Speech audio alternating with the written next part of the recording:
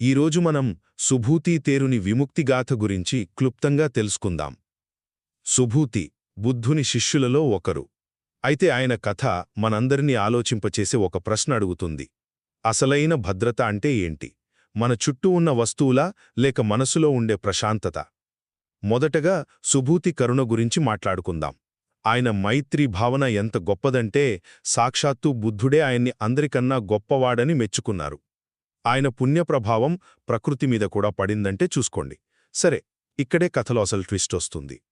అప్పటి రాజు బింబిసారుడు సుభూతికి ఒక ఇల్లు కట్టిస్తానని మాట ఇచ్చి మర్చిపోతాడు. అంతే, వర్షాలు ఆగిపోతాయి. తన తప్పు తెలుసుకున్న రాజు వెంటనే ఆయన కోసం ఒక కుటీరాన్ని కట్టించాడు. ఇక చివరిగా అసలు పాయింట్ ఏంటంటే ఆ కుటీరం కట్టడం పూర్తవగానే పెద్ద వర్షం పడడం మొదలవుతుంది. అప్పుడు సుభూతి చెప్పిన మాటలు వింటే ఆశ్చర్యపోతారు. ఆయన ఏమన్నారంటే, నా ఇల్లు ఇప్పుడు కప్పబడి ఉంది, చాలా బాగుంది. నా మనసు కూడా బంధాల నుంచి బయటపడింది. ఓ ఆకాశమా, ఇప్పుడు నీ ఇష్టమొచ్చినట్టు వర్షించు. చూశారా, అసలైన రక్షణ గోడల్లో కాదు, స్వేచ్ఛ పొందిన మనస్సులో ఉంటుంది.